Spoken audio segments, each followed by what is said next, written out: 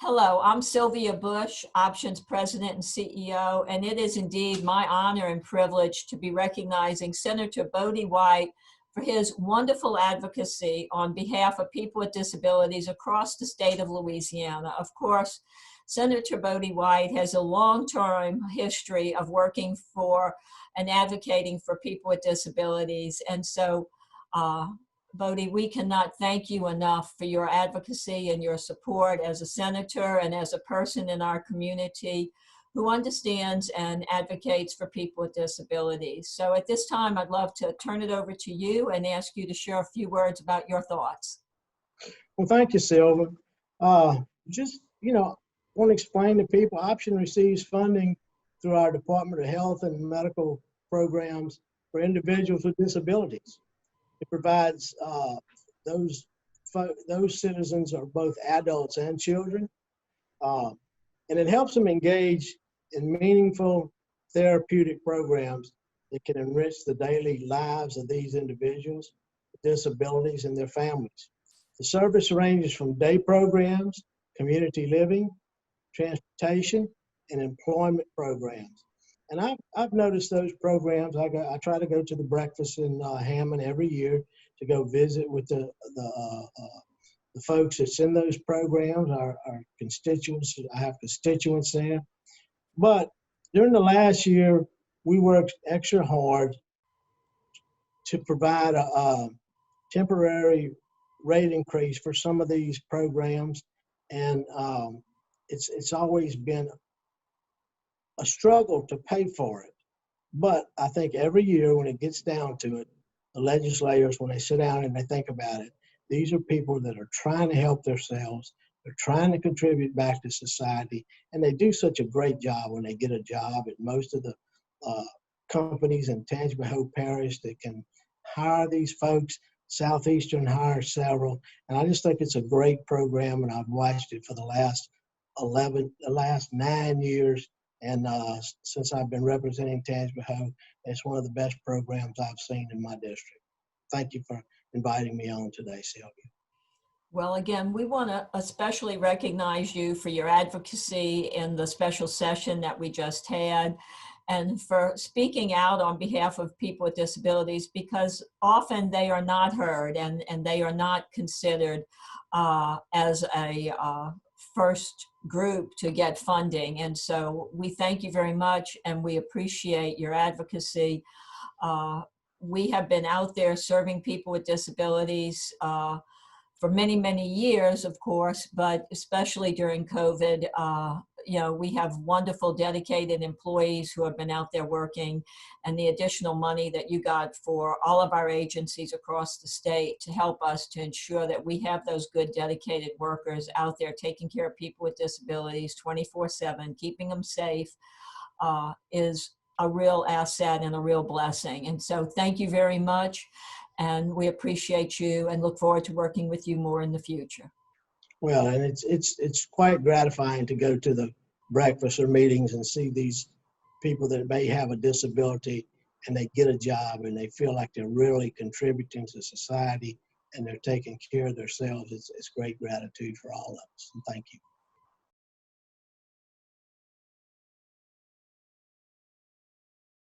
Welcome, everybody. Thank you so much for joining us today. Today we have a very special guest, State Representative Bill Weed. This gentleman has been an advocate for people with disabilities long before he became a state legislator. He has been a champion and a person with just this wonderful heart who wants to make sure that people with disabilities are very much a part of our community. And so I am just thrilled to introduce you, and that Options is doing a special recognition of you for the wonderful advocacy you have been doing in Baton Rouge on behalf of people with disabilities. So at this point, I want to say thank you very much to you as a friend and an advocate for people locally and across the state, and ask you to share a few words about where your heart is as you advocate in the state legislature each year. Thank you.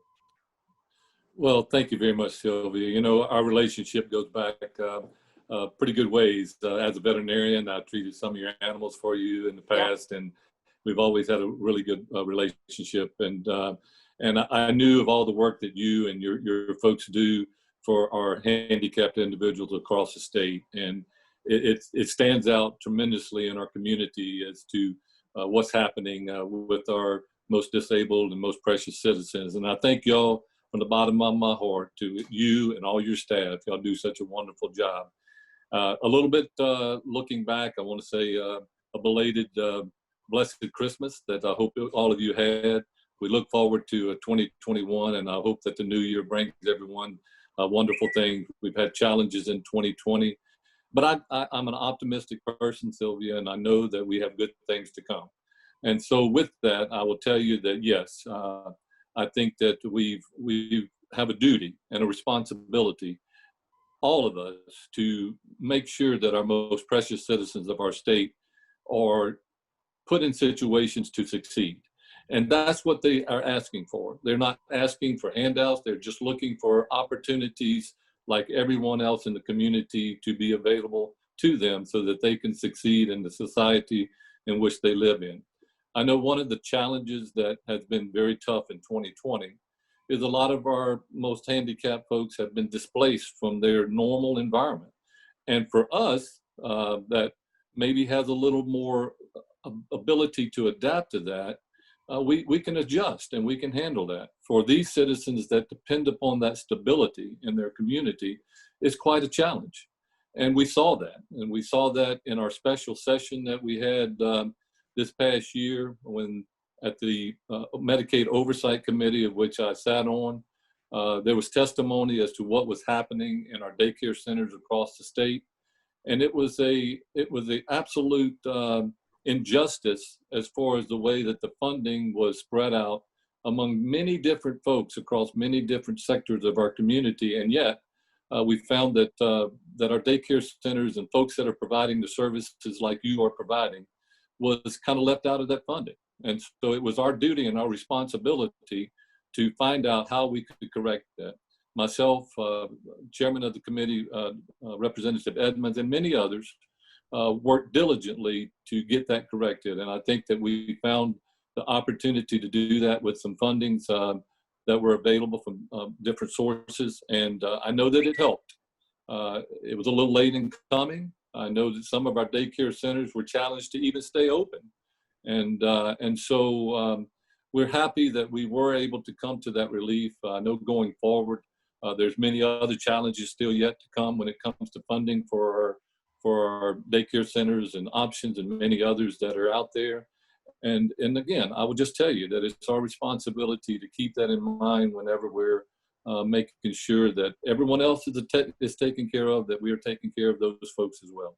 So thank you for that, Sylvia. Look, I played a very small part in this, in the sense that the hard work that is being done to help our citizens are being done throughout the communities, and with the folks that are in place to, like all your staff. And again, I can't say thank you enough for being there for those folks and caring with the compassion and the understanding of how important your jobs are. And thank you all for that.